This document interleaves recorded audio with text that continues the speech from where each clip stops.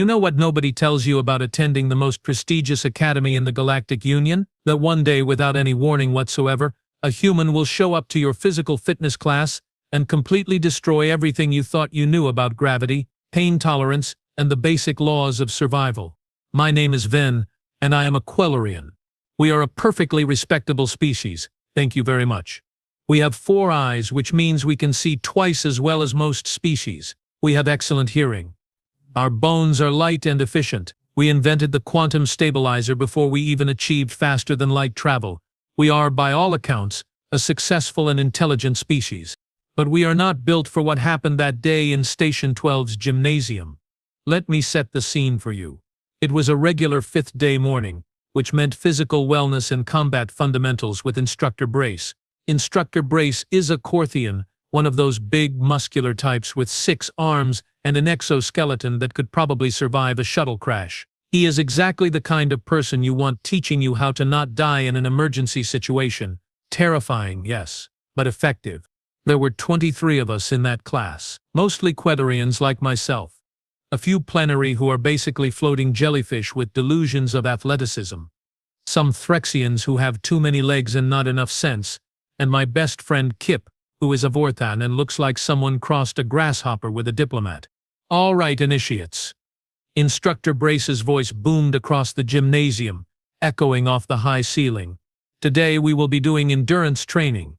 You will complete 3 full circuits of the obstacle course. Anyone who fails to complete all 3 circuits will be doing extra core strengthening exercises.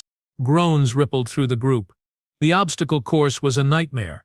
It had climbing walls, balance beams, sections where you had to crawl through tight spaces, and these horrible swinging platforms that were specifically designed to make you question your life choices. Oh, wonderful, Kip muttered next to me, his antennae drooping. I barely survived 2 circuits last time. At least you have powerful legs, I pointed out. I have noodles. Your legs are fine. They are noodles, Kip. Thin, useless noodles. Before Kip could respond with what I am sure would have been a very supportive and friendship-affirming comment, the gymnasium doors slid open with a soft hiss, and that is when everything changed. A human walked in. Now let me explain something. Humans were still relatively new to the Galactic Union at this point. They had only made contact about 8 cycles ago, and their integration had been, well, complicated. See, humans come from a planet called Earth, which is classified as a Class 12 death world, Class 12. Let that sink in. Most civilized species evolved on Class 3 or Class 4 worlds. Anything above Class 8 is considered barely habitable. Class 12 means the planet is actively trying to kill everything on it at all times. Humans evolved on a planet with massive predators, extreme weather, dangerous bacteria, high gravity, and apparently they decided that was just fine and became the apex predators anyway. We had all heard the stories, of course. Humans who could run for hours without stopping. Humans who could heal from injuries that would kill most species. Humans who could eat things that were literally poisonous to everyone else and call it spicy food. Humans who could survive in temperature ranges that would send most species into shock. But stories are just stories, right? They get exaggerated. They get blown out of proportion, right? The human who walked into our gymnasium was not particularly large by human standards, or so I had heard. She was maybe 1.7 meters tall, which was actually pretty average for most species. She had dark skin, darker than Instructor Brace's exoskeleton, and her hair was pulled back into a single braid that fell down her back. She wore the standard Academy fitness uniform, which looked exactly like everyone else's uniform except for the fact that it was on a human. Ah, excellent. Instructor Brace's voice actually sounded pleased, which was a rarity. You must be our new transfer student. Everyone, this is Maya Okonkwo. She will be joining our class for the remainder of the term. Maya smiled and waved at us. It was a perfectly friendly gesture. Her teeth were mostly flat except for those slightly pointed canines that all humans have, a reminder of their predatory heritage. 23 students stared back in complete silence. Hi everyone, Maya said, her voice friendly and warm. Looking forward to training with you all. More silence. Kip leaned over to me and whispered, that is a human. Yes, Kip, I have eyes. 4 of them. A human is going to do the obstacle course with us. I am aware, a human from Earth, the death world. Kip, I swear on my ancestors, if you do not stop stating the obvious, I will push you off a balance beam. Instructor Brace clapped two of his hands together, the sound sharp and commanding. Excellent. Now that introductions are complete, let us begin. Everyone, warm-up stretches, 15 minutes. Maya, feel free to follow along or do your own warm-up routine. What happened next should have been our first warning. We all began our standard stretches. Quadrians have a pretty good range of motion, so our stretches involve a lot of limb extension and joint rotation. The Punari just kind of bobbed in place. The Threxians did this thing where they folded their legs in configurations that looked physically impossible. Maya found an open space on the mat and began her warm-up. And I am not exaggerating when I say that every single person in that gymnasium stopped what they were doing to watch. She started by bending forward at the waist and placing her palms flat on the ground without bending her knees. Just straight down. Her legs did not even shake. Okay, that is impressive flexibility, Kip murmured. Then she went down into what she called a split, where both her legs extended in opposite directions until she was basically sitting on the ground with her legs at a 180-degree angle. That should not be possible, someone whispered behind me. I think it was Della, one of the Threxians. Then Maya stood up, grabbed her foot and pulled it up behind her head while balancing on one leg, her other foot, while standing. Just standing there, completely stable, with her foot behind her head. By the 7 moons, Kip breathed. Her joints are made of rubber. That is not even the concerning part, I muttered. Look at her breathing. She is not even trying. It was true. Maya's breathing was slow and steady. She was not straining. This was casual for her. Instructor Brace, to his credit, seemed more excited than concerned. Excellent flexibility, Maya. Very important for avoiding injury. Everyone else, stop gawking and finish your stretches. We returned to our warm-ups, but I noticed everyone kept glancing over at Maya. She continued her routine, flowing through poses and stretches that looked like they required either multiple joints or a complete disregard for the structural integrity of one's skeleton. All right, Instructor Brace finally called out. Warm-ups complete. Everyone line up at the starting position. We will go in groups of 5. First group, you are up. The obstacle course started with a rope climb. Standard stuff. You climbed up a 6-meter rope to a platform, then moved on to the next section. Most species could handle this, though it usually took some effort. The first group went. Della the Threxian made it up in about 45 seconds, which was pretty good considering she had to coordinate all those legs. 2 Qualarians from my cohort made it up in about a minute each. One of the Planari gave up halfway and floated down in shame. Next group. Kip was in this group. I watched him struggle his way up the rope, his powerful legs doing most of the work while his arms just kind of hung on. He made it in 50 seconds, then gave me a tired thumbs up from the platform. Well, the Vorthon equivalent of a thumbs up, which involved antennae positioning. 3 more groups went. Everyone completed the rope climb, though times varied wildly. Some took 2 minutes. One enthusiastic Threxian made it up in 38 seconds and would not stop talking about it. Final group, let us go. I was in this group. So was Maya. We all grabbed our ropes. I looked over at Maya, who was inspecting her rope like she was checking its quality. She wrapped her hands around it, positioned her feet, and waited for the signal. Begin! I started climbing. Hand over hand, legs pushing, trying to find a rhythm. Rope climbing is hard when you have thin noodle arms, but I was doing my best. I focused on my technique, on my breathing, on not looking down. And then I heard gasping from below. I glanced over at Maya's rope, and my brain simply refused to process what I was seeing. She was climbing it like a ladder. No, faster than a ladder. Her arms were pulling her up in smooth, powerful motions, her legs gripping the rope with perfect precision, and she was moving at a speed that seemed physically impossible. 3 seconds had passed since the start signal. 6 meters. 6 full meters of rope. She reached the platform in 8.4 seconds. 8.4 seconds. The previous record had been 38 seconds. Everyone on the ground level had stopped climbing. Even Instructor Brace was staring. Maya reached the top platform and looked down at the rest of us. Oh, sorry, should I have waited? I did not mean to rush ahead. No, no, no. Instructor Brace's voice had taken on a tone I had never heard from him before. Was that excitement? Fear? Awe? That was exceptional. Absolutely exceptional. Please, continue with the course. The rest of us finished our climbs in various states of shock. I made it up in 1 minute and 12 seconds, which was actually pretty good for me, but I was too distracted to feel proud. When I pulled myself onto the platform, I could see Maya was already halfway through the next section, which was a series of horizontal bars you had to swing across. She was swinging across them like they were nothing. Like gravity was a suggestion.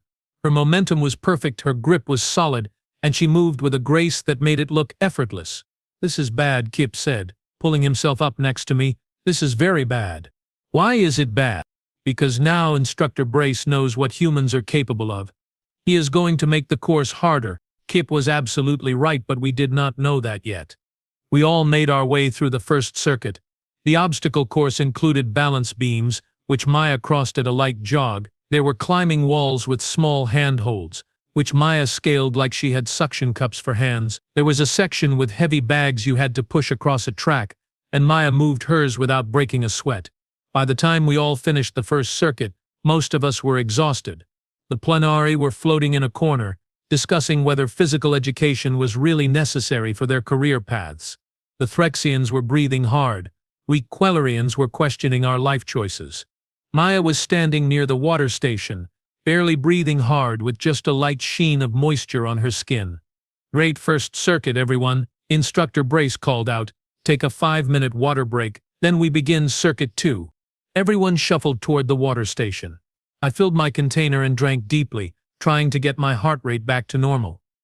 Kip collapsed onto a bench nearby. Maya approached us with a smile. "Hey, you guys did great out there. I am Maya, by the way." I did not really get to introduce myself properly. Up close I could see that her eyes were dark brown, almost black, and they had this intensity to them that made me slightly nervous, but her smile seemed genuine and friendly. "I am Ven," I managed. "This is Kip. Nice to meet you both," Maya said. "Sorry if I went too fast on the rope climb. I used to do rock climbing back home as a hobby, so ropes are kind of my thing." "Rock climbing," Kip repeated faintly. "As a hobby." "Yeah, it is fun. You should try it sometime. Although I guess the gravity here is lighter than Earth standard, so it is a bit easier." "Easier," she said, "easier." The gravity in the gymnasium was set to 0.8 standard gers, which was comfortable for most species. Earth's gravity was 0.97 standard gers. The difference was negligible. "That was very impressive," I said, because someone had to say something. "I have never seen anyone complete the rope climb that fast." Maya laughed. "Thanks. "I mean, humans are pretty good at climbing. We used to live in trees way back in our evolutionary history, before we became persistence hunters." "Persistent hunters?" Kip asked. "Oh yeah. Humans evolved to chase prey over long distances until the prey collapsed from exhaustion. Our ancestors could track an animal for hours, sometimes days, until it was too tired to run anymore. Then we would walk up and, finish the job." The way she said it, so casual, so matter-of-fact, made my blood run cold. "We evolved to chase things until they died from exhaustion." "What kind of species does that?" "That is horrifying," I said before I could stop myself. Maya blinked. Is it? I guess I never really thought about it that way. "It is just, history. Your history involves running animals to death." "Well, when you put it like that, it sounds bad. How else would I put it?" Before Maya could answer, Instructor Brace's voice boomed across the gymnasium. "Break time is over. Everyone back to starting positions. Circuit 2 begins now." We all groaned and made our way back to the start line. My legs felt like they were made of recycled gel paste.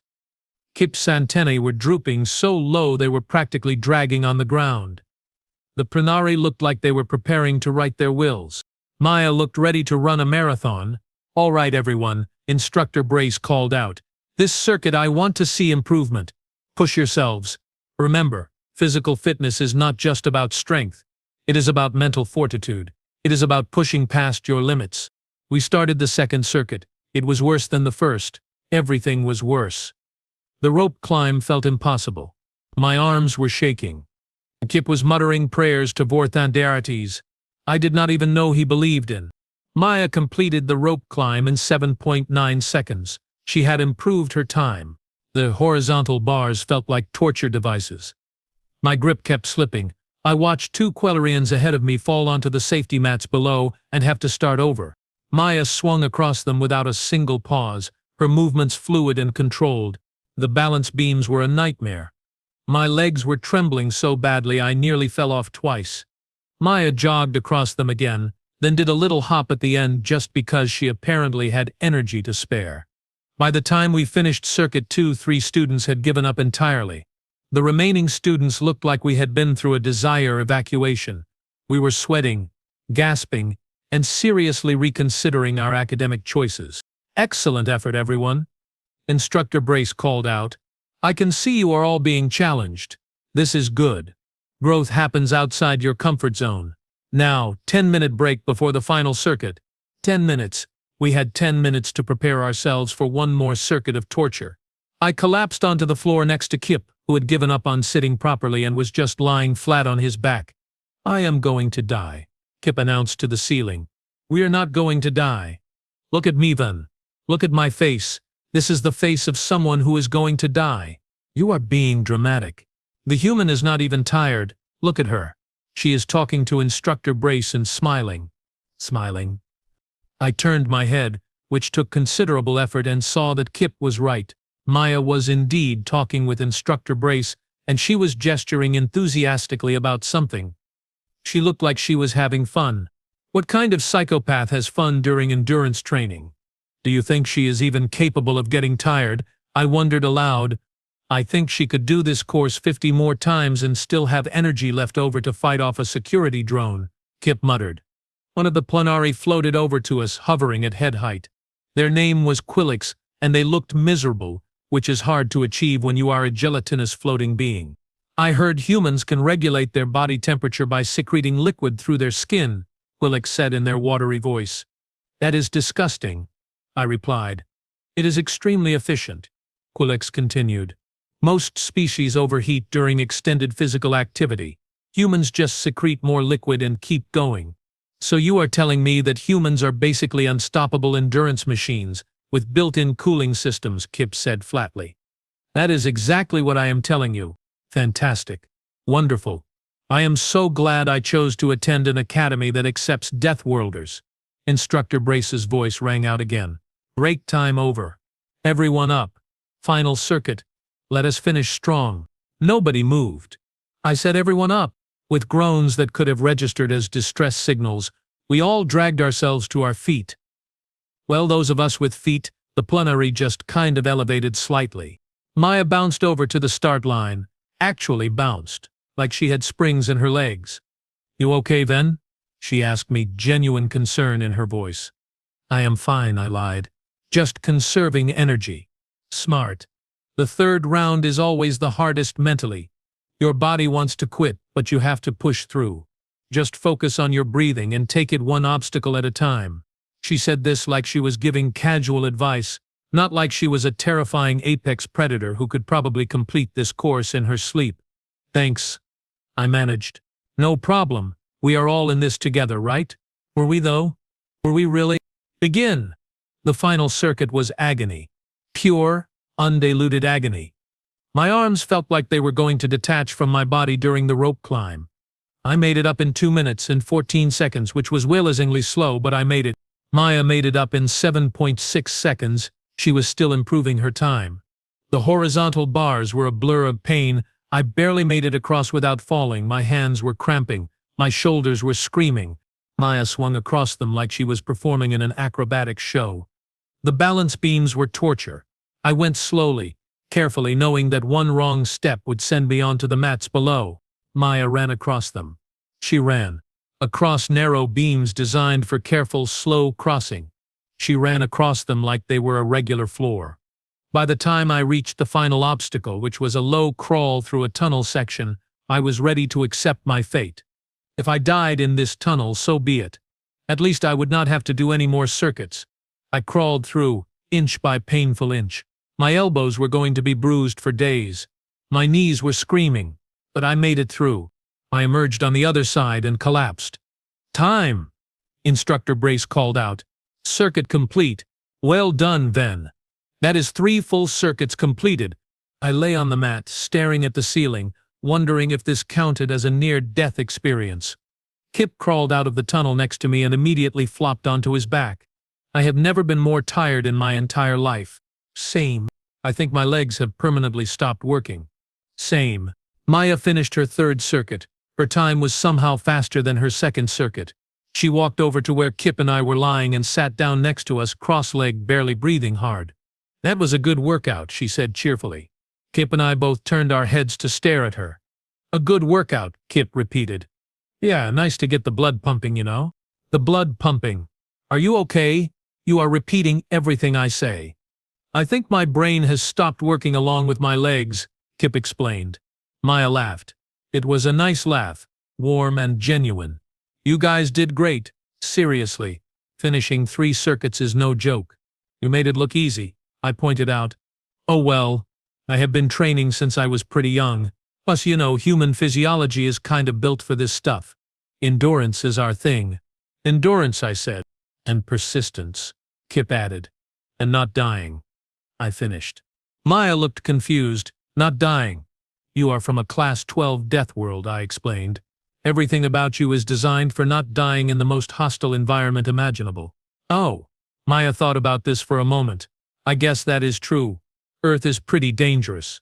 We have large predators, extreme weather, natural disasters, poisonous plants and animals, diseases.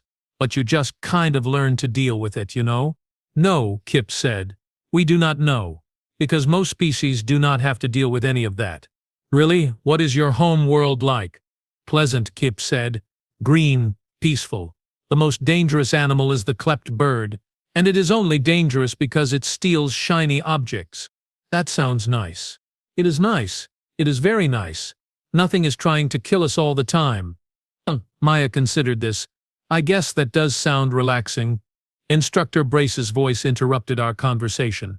"Excellent work today. Initiates. You have all pushed yourselves and completed 3 full circuits.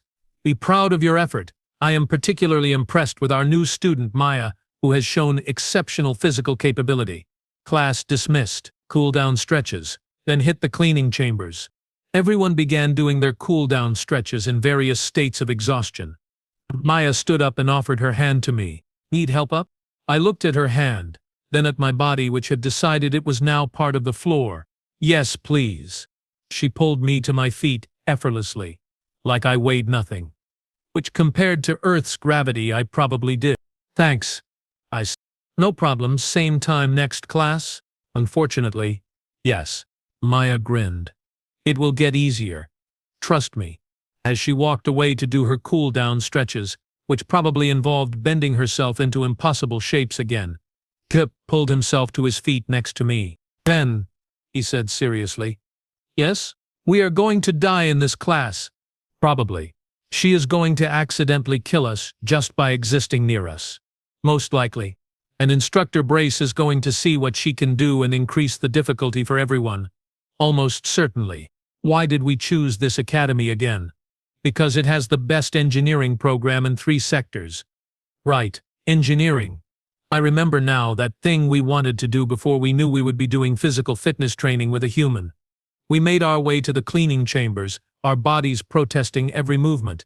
Behind us we could hear Maya chatting with some of the other students, probably making friends with her terrifying friendliness and her complete lack of understanding about how abnormal she was.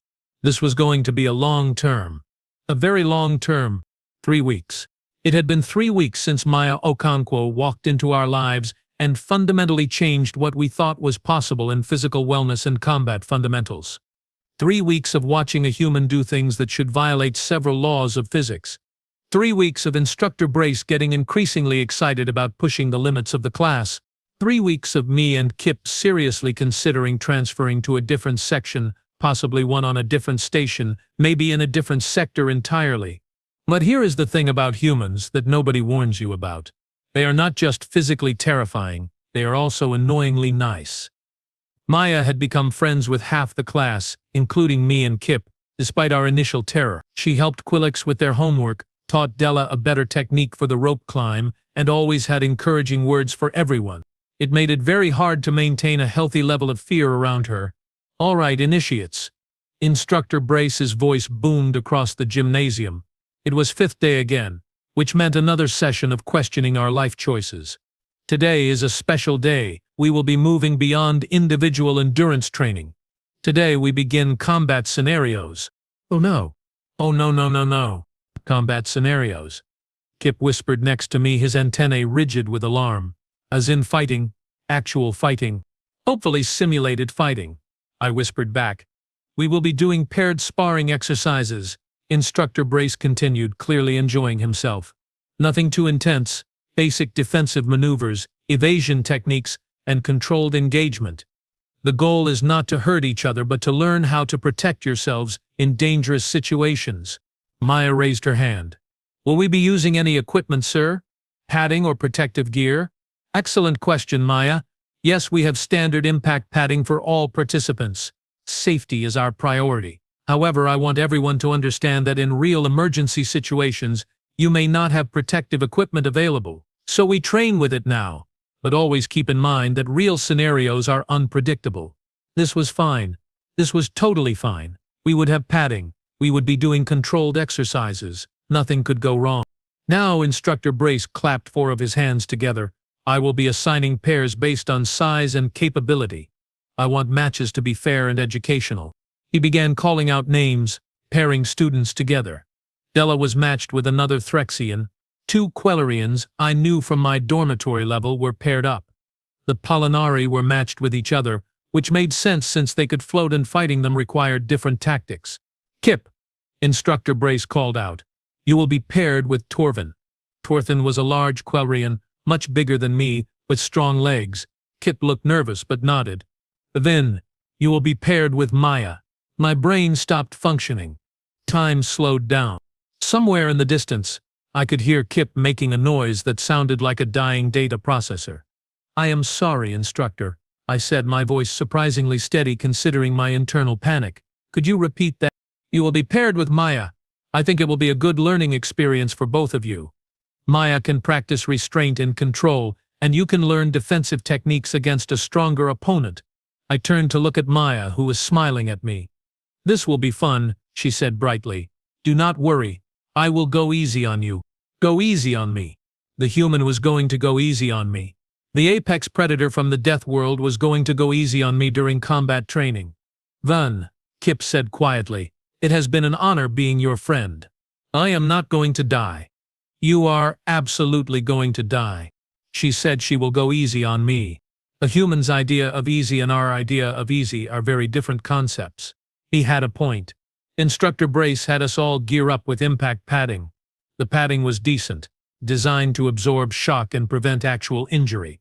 We put on chest guards, arm guards, leg guards, and helmets with face shields.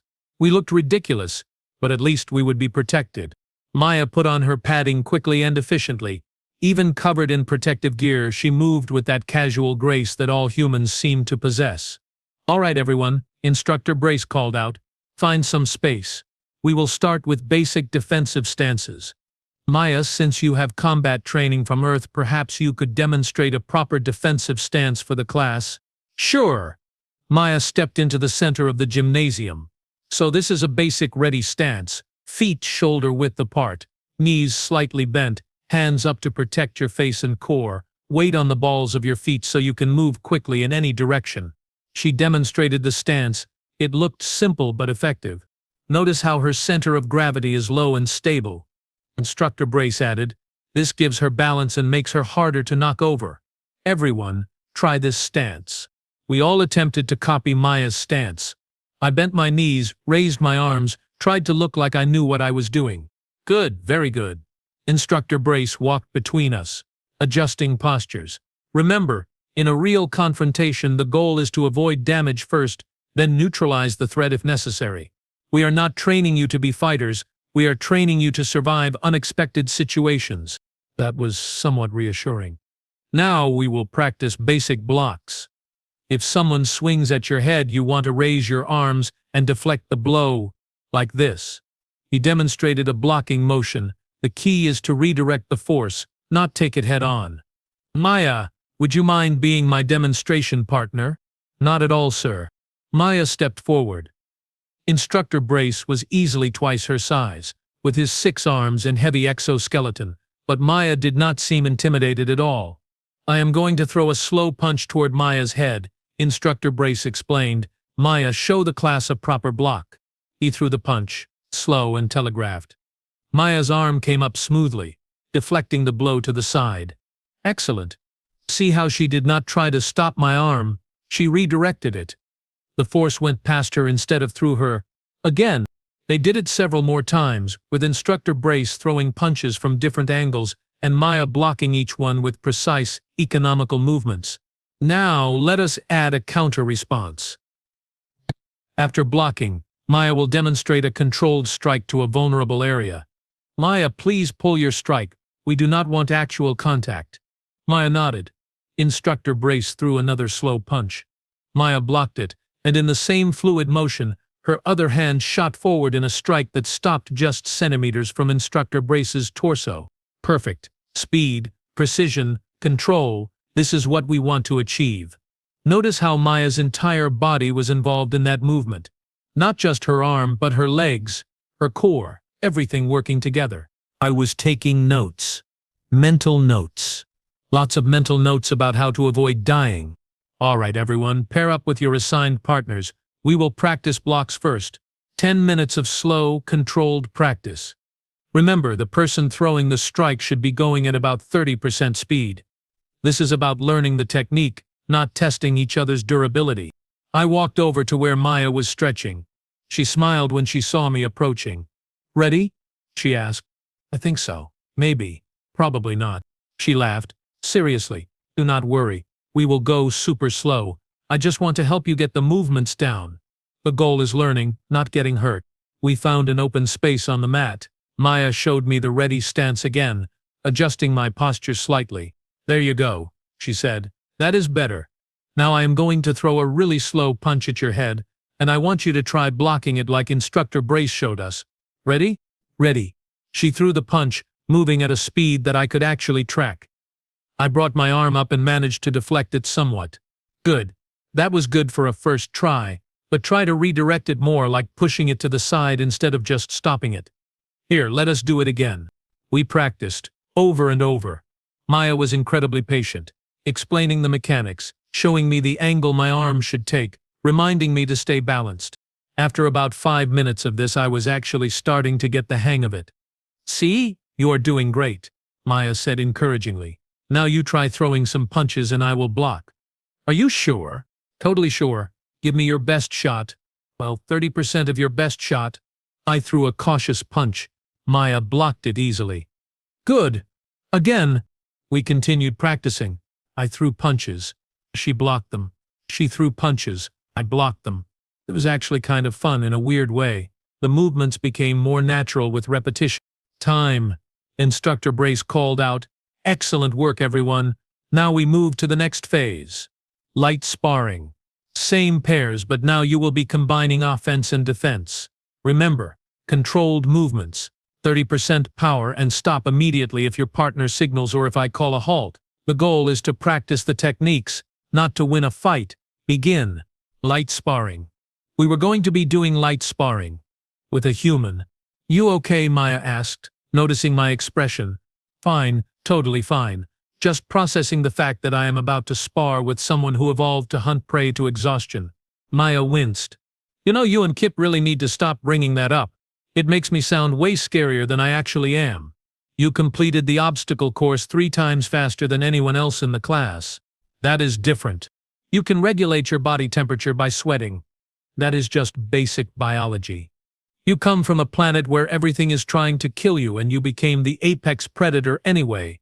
Okay, when you list it all out like that, it does sound kind of intense, Maya admitted. But I promise I am going to be very careful. I am not going to hurt you. Trust me. I looked at her face. She seemed genuinely concerned about my well-being. Her expression was open and honest. Fine, I said. I trust you. Great. Ready position? We both got into our stances. Maya moved first, throwing a slow jab toward my shoulder. I blocked it. She followed with another punch, which I partially deflected. Good. Now you try. I threw a punch at her. She blocked it easily. We traded strikes back and forth, slowly building a rhythm. Block, strike, block, strike. It was almost like a dance. You are getting better, Maya said. Try mixing it up. Do not let me predict your pattern. I threw a punch toward her left side. She blocked. I immediately followed with a strike toward her right. She blocked that too, but I could see a flicker of approval in her eyes. Nice. That was smart. We continued sparring. I was actually holding my own, kind of. Maya was obviously still in complete control of the situation, but I was learning, the movements were starting to make sense. And then Instructor Brace decided to escalate things. Excellent progress, everyone. Now let us add some realism. I am going to have some of you demonstrate full-speed sparring, with proper control, of course. Maya, since you have the most training, would you be willing to demonstrate what full-speed combat looks like? I think it would be educational for the class. Maya looked uncertain. Are you sure, sir? I do not want to make anyone uncomfortable. I will be your sparring partner. Instructor Brace announced. I can take it. Plus, it will show the class what real combat situations might look like. Everyone else, circle up. Watch and learn. The entire class formed a circle around the center mat. Maya and Instructor Brace faced each other, both in ready stances. Standard rules. Instructor Brace called out. First to score 3 clean hits wins. Hits must be controlled, but can be full speed. Begin. What happened next is difficult to describe. Maya moved. That is the simple version. The complicated version is that Maya moved in ways that I did not know bodies could move. She exploded forward with incredible speed, feinted left, actually went right, and her hand slapped Instructor Brace's chest guard before he could fully react. Point! Someone called out. They reset. This time Instructor Brace went on offense, using his 6 arms to throw multiple strikes from different angles. It should have been impossible to defend against 6 arms versus 2. But Maya blocked every single strike, her arms moving in a blur, her footwork keeping her just out of reach of the attacks she could not block. Then she saw an opening. She ducked under one of his punches, stepped inside his guard and tapped his chest guard again. Point! The watching students were completely silent. We were watching something beyond our understanding. Instructor Brace reset again, and this time he was serious.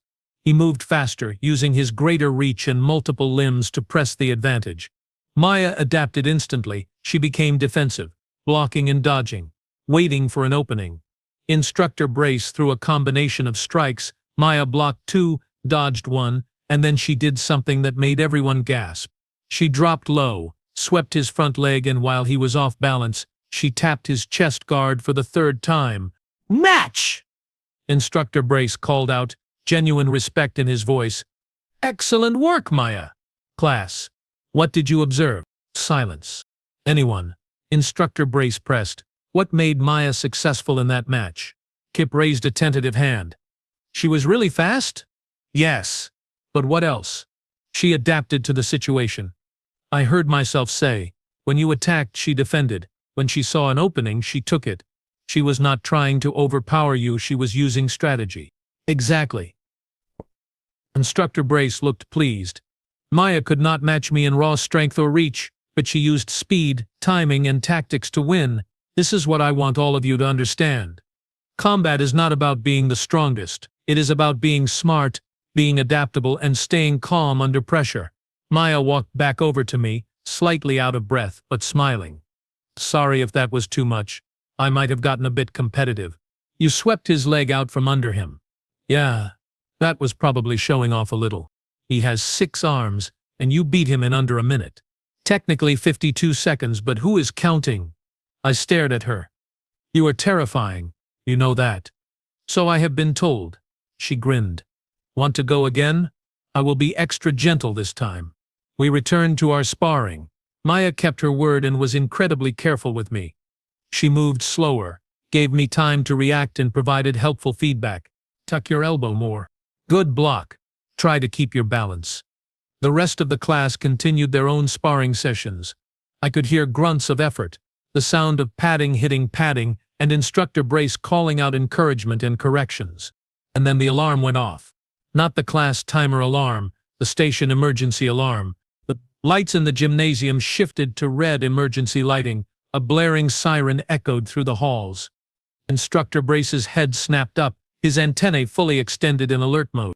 "Everyone, stop," he commanded. "Defensive positions." We all froze. Emergency alarms on a space station are not something you ignore. They mean genuine danger. Hull breach, fire, system failure, hostile boarding, something bad. The intercom crackled to life. "Attention all station personnel. We have a breach in Cargo Bay 7. Hostile fauna detected. Security teams are responding. All civilians remain in secure areas. This is not a drill." "Hostile fauna? On a space station? Instructor, what does that mean?" Della asked, her voice shaky. Before Instructor Brace could answer, we heard it. A crash, coming from the corridor outside the gymnasium, then another crash, then a sound that made my blood freeze, a sort of chittering screech that echoed through the walls. "Everyone, back wall, now," Instructor Brace ordered. "Stay together. Stay calm." We scrambled toward the far wall. My heart was hammering. Kip grabbed my arm, his grip tight with fear. The gymnasium doors exploded inward, and something came through. It was huge, maybe 3 meters long, with a segmented exoskeleton that was dark green and glistening. It had 8 legs, each ending in sharp points. Its head was mostly mouth, with rows of serrated teeth. Multiple eyes glinted in the red emergency lighting. "Corethian Ripper," Instructor Brace said quietly, his voice tense. "Extremely aggressive, extremely dangerous." The creature's eyes fixed on us, on the group of soft, squishy students backed against the wall. It made that chittering screech again and started moving toward us. Past. Instructor Brace stepped forward, placing himself between the creature and the students. "Stay back, I will handle this." But the Ripper was incredibly fast. It charged at Instructor Brace, its front legs raised, ready to strike. Instructor Brace met it head-on, using his 6 arms to grapple with the creature. They collided with a horrible crunching sound. The instructor was strong, but the Ripper was pure predatory muscle and rage. They grappled, rolled, exchanged blows. Instructor Brace was holding his own, but barely. The creature was trying to get its mouth close enough to bite. "We need to help him," someone yelled. "We do not have weapons," someone else responded. "There are 20 of us. We can distract it." But nobody moved.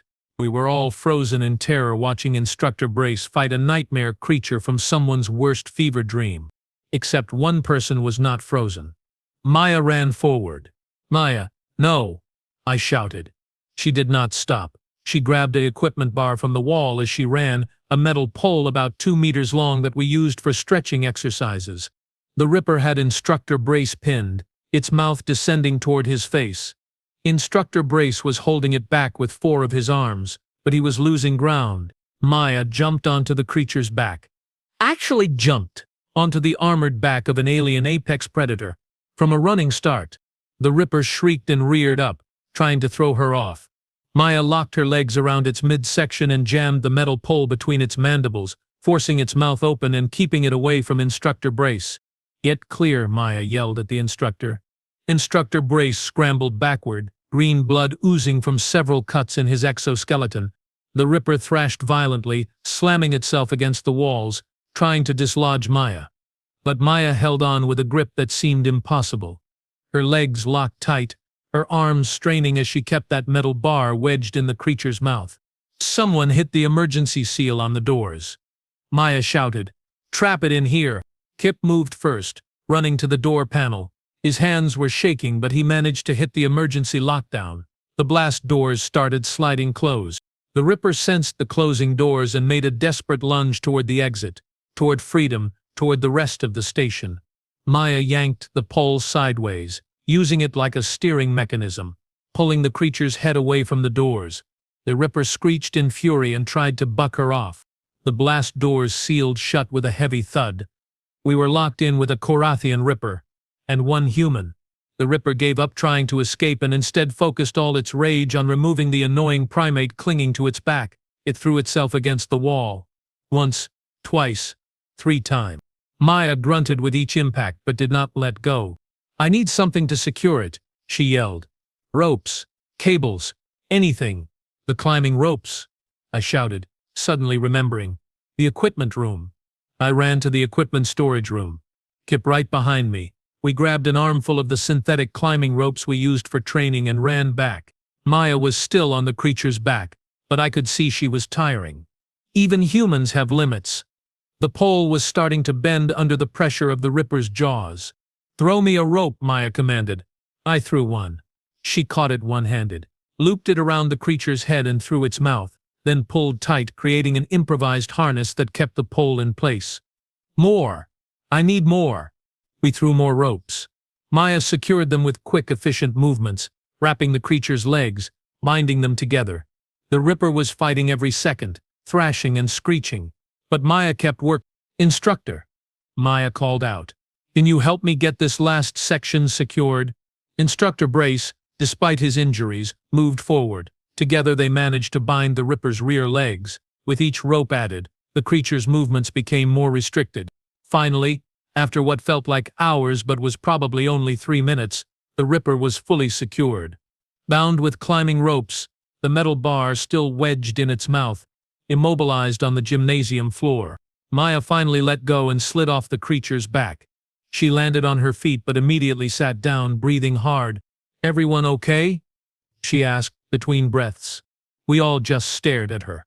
She had just wrestled a Carathian Ripper into submission, with climbing ropes, while riding on its back. "You," Kip said slowly, "are absolutely insane." Maya laughed, though it sounded a bit shaky. "Yeah. That was definitely not my smartest moment. But hey, it worked." The intercom crackled. "Attention! Security teams have contained the breach in Cargo Bay 7. All hostile fauna has been eliminated or captured. Station is secure. Is anyone injured?" Instructor Brace moved to the intercom panel. "This is Instructor Brace in Gymnasium 12. We have a secured Carathian Ripper in here. We also have one very brave and slightly crazy human student. Send medical and a containment team." Within minutes, the gymnasium was full of security personnel, medical staff, and several very confused administrators, trying to understand how a training class had managed to capture one of the deadliest creatures in the sector. Maya had to recount the story 3 times. Each time, the officials looked at her with expressions that ranged from awe to disbelief to mild horror. "You jumped on its back," one security officer said. "Yes. Voluntarily." "Well, someone had to. You are from Earth, correct?" "Yes." The security officer looked at their colleague. "That explains everything." They took the Ripper away in a specialized containment unit.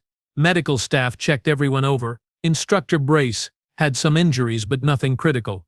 A few students were treated for shock. But physically we were all fine. Thanks entirely to Maya. As the excitement died down and normal lighting was restored, I found Maya sitting against the wall, sipping water from a container that looked comically small in her hands. I sat down next to her. After a moment, Kip joined us. "So," I said. "So," Maya replied.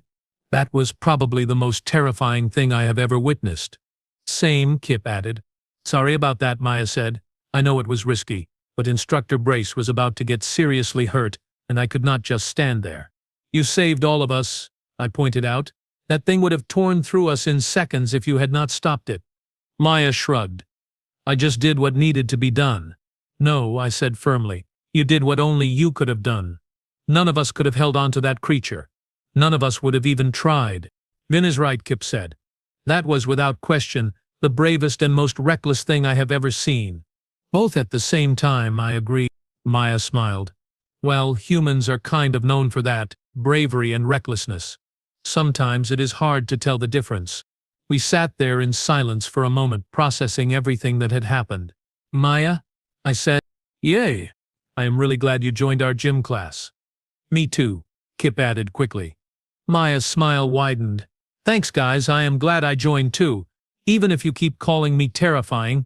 "You are terrifying," I said, "but you are also our friend. Both things can be true." "I will take it." Instructor Brace approached us, his wounds bandaged, moving a bit stiffly. "Mayo Akunquao." That was either the most impressive or most foolish thing I have seen in 15 years of teaching. I have not decided which. Maya stood up, offering a respectful nod. "Sorry for breaking protocol, sir. I should have waited for proper security response." "Nonsense.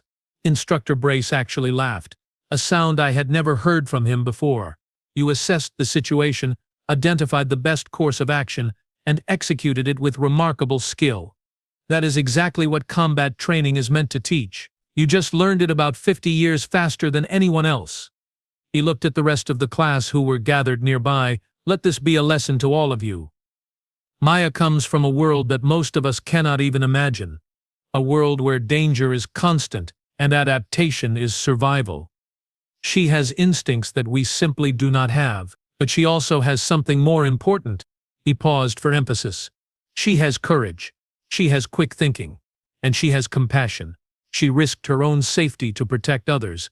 These are qualities that transcend species, world classification, or evolutionary background. These are the qualities we all should aspire to.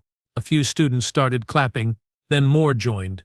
Soon the entire class was applauding, and Maya's face was turning a darker shade, which I learned was the human equivalent of embarrassment. Okay, she said, waving her hands. Stop, please, I just did what anyone would do. No, I said. You did what only you would do, and we are all alive because of it. The class was officially cancelled for the rest of the day due to the security incident. We were all given the rest of the day off to recover from the trauma. As we gathered our things and prepared to leave, Maya walked over to where Kip and I were packing up our equipment. Hey, she said. Want to grab something from the station cafeteria? I am starving. Fighting alien monsters really works up an appetite. You are hungry? Kip asked. After all that? Yeah, my body is probably in some kind of adrenaline recovery mode. I need food, lots of food, and maybe something sweet. I looked at Kip. Kip looked at me. We both shrugged. Sure, I said, but you are going to have to explain your entire planet to us, in detail, because I need to understand how humans evolved to be like this. Deal, Maya said. But fair warning, Earth's evolutionary history is kind of violent. I am shocked, Kip said flatly. Truly shocked. We left the gymnasium together, walking through the corridors of Station 12. Other students and station personnel stared at Maya as we passed. News had already spread about what happened. The human who rode a Corinthian Ripper like it was some kind of extreme sport. You know, I said as we walked, when you first showed up to class, I thought having a human in our training group would be dangerous. And, Maya prompted. I was completely right. It is dangerous. But having you on our side, that is the safest I have ever felt. Maya laughed. That same warm, genuine laugh I had come to recognize. You guys are going to make me emotional. Stop it. Never, Kip said. From now on we are going to remind you constantly that you are terrifying and wonderful, and we are very lucky to know you. I can live with that, Maya said. As we entered the cafeteria, Maya proceeded to order enough food to feed 3 normal people. I thought about how much had changed in just 3 weeks. We had started this class, afraid of a human, afraid of the Deathworlder who could do impossible things. But somewhere along the way, fear had transformed into respect, then friendship, then something deeper. Understanding, maybe, or acceptance. Humans were different. They came from a world that would kill most species in days. They had evolved to be persistence hunters, endurance machines, apex predators with opposable thumbs and complex problem-solving skills. But they also had something else: compassion, bravery, loyalty to their friends, the ability to look at impossible odds and say, well, someone has to do something. Maya sat down with her tray of food, enough calories to power a small shuttle, and grinned at us. So what do you want to know about Earth first? The part about the hurricanes, the earthquakes, the megafauna, or the fact that we domesticated wolves and made them into pets? You did what now? Kip asked, horrified. Oh yeah, humans and wolves teamed up like 40,000 years ago. Now we have dogs. They are great, very fluffy, much less murder than their ancestors. I put my head in my hands. Your species domesticated apex predators. Of course you did. To be fair, they kind of domesticated themselves. We just provided food and shelter. They provided hunting assistance and companionship. That is not how domestication is supposed to work, Kip protested. Maya shrugged and took a bite of her meal. Humans do not really follow the standard rules for anything. She was not wrong. As we sat there in the cafeteria listening to Maya explain the absolutely insane evolutionary history of Earth with the same casual tones someone might use to discuss the weather, I realized something important. Yes, humans were terrifying. Yes, they came from a death world that would give most species nightmares. Yes, Maya had just fought off a Corinthian ripper with climbing ropes and sheer determination, but they were also wonderful. Loyal, brave, compassionate. And having one as a friend, that was the best survival strategy in the galaxy. "Hey, Ven," Maya said, pulling me from my thoughts. "You okay? You have been quiet." "Just thinking," I said, "about how lucky we are. Lucky that you joined our gym class, that you are on our side, that humans, despite being absolutely insane, are also pretty great." Maya's smile was bright enough to light up the cafeteria. "Thanks. That means a lot. You guys are pretty great too. Even if you do have noodle arms." "My arms are perfectly functional," I protested. "They are noodles," Kip agreed. "Traitor." We spent the rest of the afternoon in that cafeteria talking and laughing, sharing stories about our different worlds, and I learned something valuable that day, something that no textbook or training manual could teach. The galaxy is full of different species, different cultures, different worlds.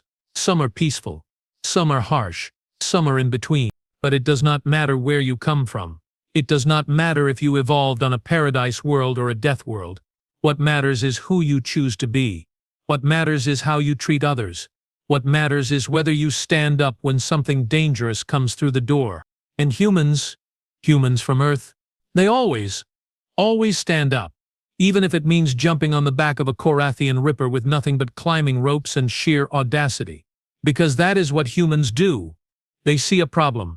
They see someone in danger, and their first thought is not "how do I survive this," but rather "how do I fix this?" It is terrifying. It is beautiful. It is completely insane. It is very, very human. And I would not have it any other way.